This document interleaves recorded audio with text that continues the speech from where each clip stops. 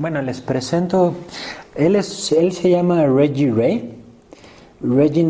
Ray, y él se llama Chogyam Trungpa Rinpoche. Bueno, él ya falleció.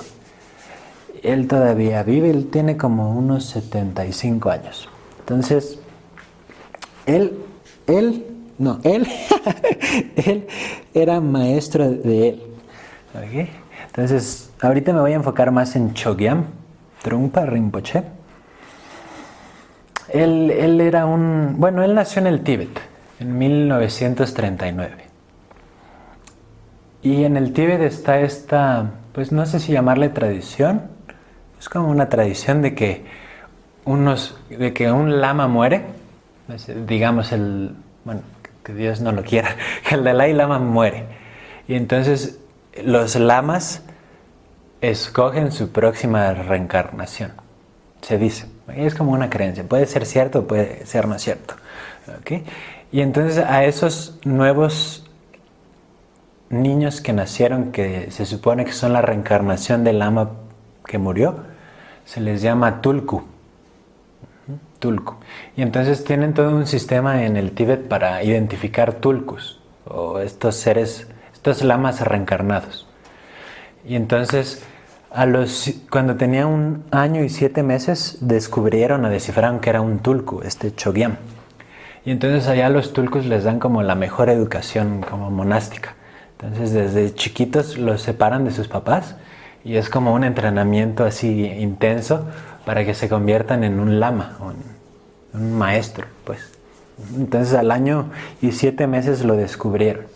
Y dice mi maestro que, o sea, puede ser esa como que crees en la reencarnación, pero no es necesario creer en la reencarnación. Otra perspectiva es que por medio de intuición y de visiones, descubren que estos niños son como superdotados. Y entonces ya los identifican y ya los toman, bueno, les dicen que son un tulku y ya empieza su entrenamiento.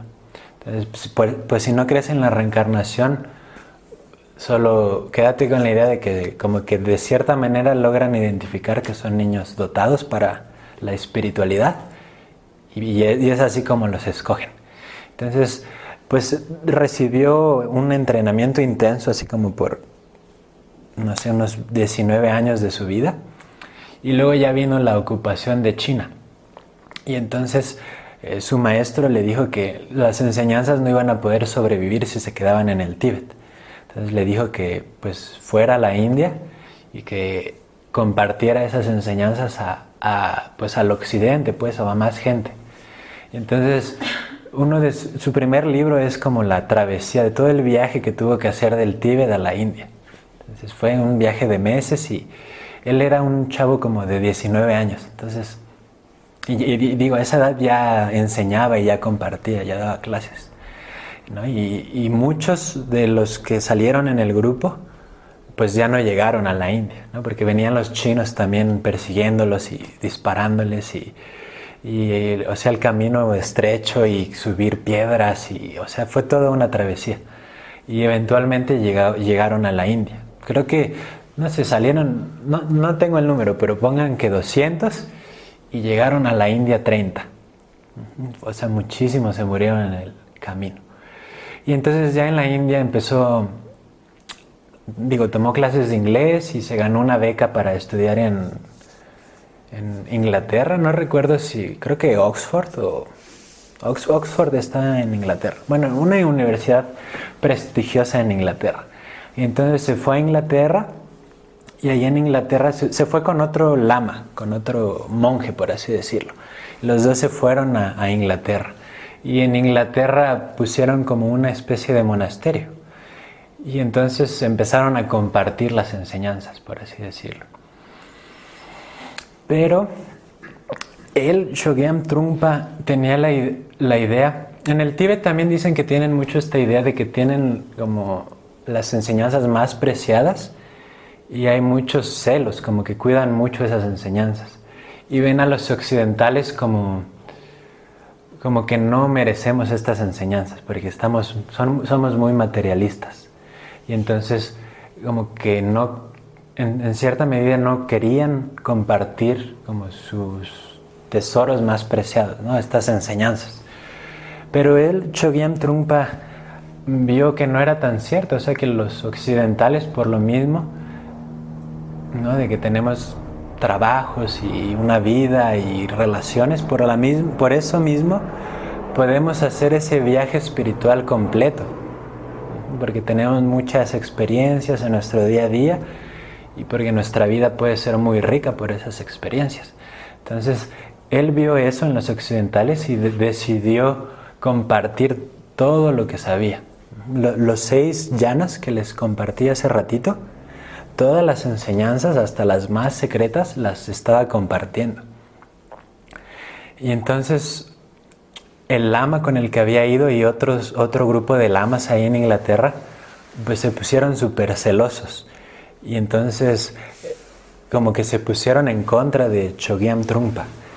Incluso lo fueron como a delatar al gobierno inglés y le dijeron que era un riesgo para la seguridad nacional, que se había vuelto loco, que estaba compartiendo puras barbaridades y así. O sea, sus mismos amigos, al ver que él estaba compartiendo eso, se le pusieron en su contra. Entonces dice mi maestro que eso para él fue como un golpe bien fuerte, o sea, como que él sentía que, o sea, había venido a este mundo para enseñar y compartir, y si no podía hacer eso, estaba hasta pensando en quitarse la vida. Entonces pasó por una etapa muy oscura, ¿no? De depresión y de confusión y de traición. Y entonces, pues eventualmente salió de Inglaterra, ¿no? No se le consiguieron un pasaporte porque hasta eso le habían quitado, y vino a Estados Unidos, como en el año 70 creo que llegó a Estados Unidos. Y entonces ya en Estados Unidos ya empezó a compartir, o sea, todo lo que él quería compartir. Y como había pasado por esa etapa súper difícil, porque, o sea, como él era un tulku, o sea, cuando son tulkus te dan sellos que avalan que eres un lama reencarnado y o sea, todo como que la burocracia te apoya, por así decirlo. Y entonces cuando él empezó a compartir todo esto, y se pusieron en su contra, o sea, le quitaron sus sellos y lo dejaron de apoyar y como que la organización, por así decirlo, la que formaba parte como que lo desacreditó. Entonces, pues dice que es la etapa más difícil de su vida. Entonces ya llegó a Estados Unidos, pero tenía como esa llama interna de todo lo que había pasado. Y entonces dicen que los primeros años compartía así cosas súper profundas, o sea, como súper directas y criticaba mucho esta burocracia y esta cultura tibetana. Y ya cuando vieron que tenía un buen de alumnos y que en Estados Unidos le estaba yendo muy bien, ya dijo, no, pues sí te apoyamos y todo. Entonces de ahí vienen estas prácticas. ¿Okay? Él es Chogyam Trungpa y Reggie, él... Cuando recién Chogyam llegó a Estados Unidos, como en el año 70, a las 2 semanas Reggie lo conoció. Fue y se hizo su alumno. Y dice Reggie, o sea que cuando estaba cerca de Chogyam, que era como un fuego que quemaba con todo. O sea, llegabas tú y pretendías ser este güey que sabía todo y el súper espiritual, y que con solo su presencia sentías cómo quemaba todo eso. Y entonces como que te desnudaba, por así, o sea, sin decir una palabra, desnudaba y podía ver a través de todas esas máscaras que tú estabas poniendo. Entonces decían que estar en su presencia era como que días antes sentías estas náuseas aquí como cuando te vas a subir a la montaña rusa, así esas náuseas, ese miedo de estar en la presencia de Chogyam por tan fuerte y transformadora que era su presencia y sus enseñanzas. Y pese a esa fuerza y a eso dicen que era súper amoroso y súper compasivo y que permitía todo lo que era la otra persona, sus miedos, sus dudas, su tristeza. Todo era permitido en presencia de Chogyam. Y esas son las enseñanzas que transmitió. ¿Okay? Y hoy en día la organización que él fundó se llama Shambhala International. El líder es su hijo, pero como que regresó de nuevo a esa burocracia, como en vez de enfocarse en la práctica y en la transformación, ya está más enfocada esa organización en crear centros y en que la gente apoye económicamente. Y otra vez regresó a eso de lo que su padre estaba como huyendo o que quería cambiar. Pero hay maestros como Reggie que dice que mantiene como la esencia de las enseñanzas, como lo que realmente vino a transmitir Chogyam todavía está disponible. Y entonces de ahí vienen estas prácticas que estamos haciendo y que les estoy compartiendo. Entonces, no sé si haya alguna duda. ¿No? Y lo bonito de estas prácticas es que, o sea, no tienes como que hacerte budista ni creer en nada que no quieras creer. Puedes tú seguir con tus propias creencias y hacer las prácticas, las respiraciones, las visualizaciones. No te impide la religión que seas o tus creencias, no te impide hacer las prácticas. Al contrario, enriquece pues la espiritualidad que ya estás viviendo.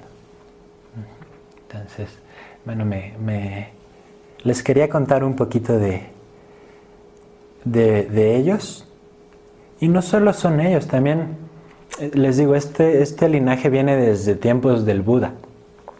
Entonces mucho tiempo estas enseñanzas como tántricas estuvieron castigadas y eran, así como la Inquisición, eran perseguidas en la India como cosas del diablo. Y a quienes las practicaban incluso los mataban y los torturaban. Entonces, pues gracias a esas personas que guardaron estas enseñanzas y que se comprometieron con su práctica y con su vida, gracias a todos esos seres es que hoy podemos también practicar esas prácticas.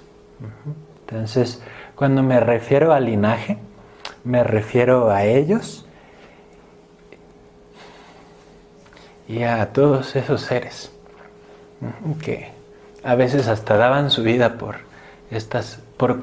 preservar estas enseñanzas que apuntan a la humanidad.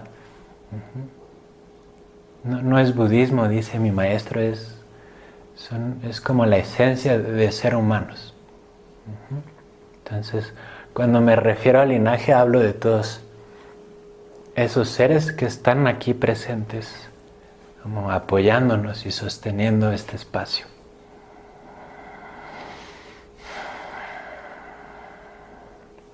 Y también ese linaje a veces te pone como que las trabas en tu vida.